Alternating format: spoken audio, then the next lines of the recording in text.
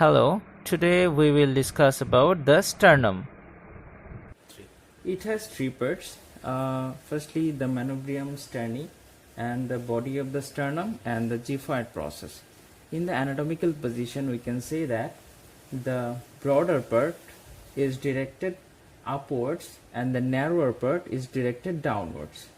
The convex surface is directed front and the concave surface is directed backwards, and it slopes from above downwards and slightly forwards.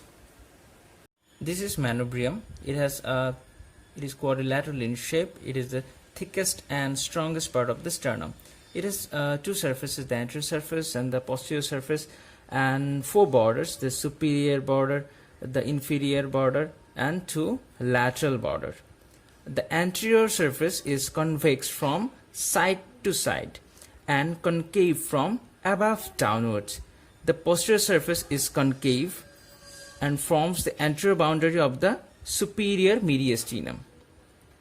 The superior border is thick, rounded, and concave. It is marked by suprasternal notch or jugular notch or interclavicular notch in the median part, by the clavicular notch on the each side. The clavicular notch articulates with the medial part of the clavicle to form the sternoclavicular joint. The sternoclavicular joint is the saddle type of synovial joint. This is the inferior border, which articulates with the body of the sternum and forms a secondary cartilaginous joint.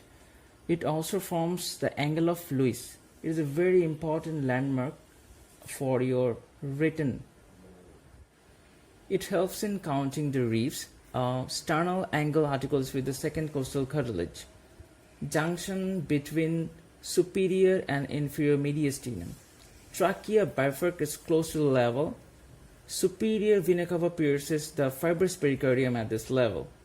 Beginning and ending of the arch of the aorta situated there. The thoracic duct deviates from right to left behind the esophagus close to the level. The pulmonary trunk divides into two arteries at this level. The cardiac plexus are situated at this level. Each lateral border forms a primary cartilaginous joint with the first costal cartilage, and we can see there are two demifacets for the articulation with the second costal cartilages, which forms a plain type of synovial joint. This is the body of the sternum or the mesosternum. It is longer, narrower, and thinner than the manubrium. It is broadest at the lower end. The upper end articulates with the manubrium at the sternal angle to form the manubriosternal joint, as we stated earlier. The lower end articulates with the xiphoid process to form the primary cartilaginous xiphisternal joint. The anterior surface presents three faint ridges indicating lines of fusion of four small segments. They are called sternibri. The posterior surface is smooth and slightly concave. The lateral border articulates with the second to 7 costal cartilages.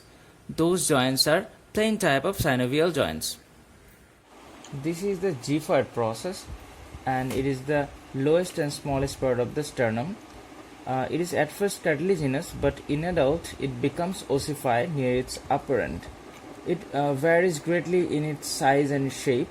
Fortunately, I have xiphisternum in my bone set, but sometimes you may not find the xiphisternum in your bone set due to bone processing. Let's talk about some important attachments of the sternum. The anterior surface of the manubrium sterni provides attachment to the sternal head of sternocleidomastoid and pectoralis major muscle, and the posterior surface provides attachment to the sternohyoid muscle at the level of clavicular notch and sternothyroid muscle at the level of facet for the first costal cartilage. Now, in the body of the sternum, the anterior surface on the each side provides attachment to the pectoralis major muscle, and on the posterior surface, the lower part of the posterior surface gives origin to the sternocostalis muscle. On the right side of the median plane, the posterior surface related to the pleura, and on the left side of the median plane, upper half of the body is related to the pleura, and the lower half of the body is related to the pericardium, which is called the bare area of the pericardium. Now, this is the Giffard process. The anterior surface of the Giffard process gives insertion to the medial fibers of the rectus abdominis. This is the only insertion you can find in this bone sternum. The posterior surface gives origin to the sternal fibers of the diaphragm, and the tip provides attachment to the upper end of the linea alba. Ossification of the sternum is important, as it is the first bone you are learning in your medical life. The sternum develops from two vertical cartilaginous plates that are called sternal plates, which fuses from craniocaudally. The sternum ossifies from 6 double centers, one for the manubrium and 4 for the body and 1 for the Giffard process.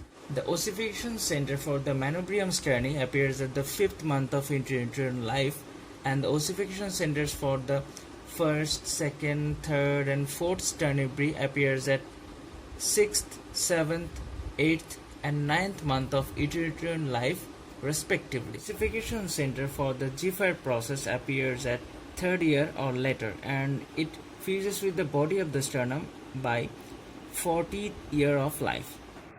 To get good marks, we should learn about the clinical correlations.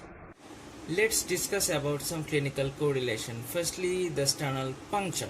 Manubrium sterni is preferred site for the bone marrow aspiration. The bone marrow sample is important for hematological examination. Then funnel chest. It is an abnormality of the thoracic case in which chest is compressed anteroposteriorly and the sternum is pushed backward.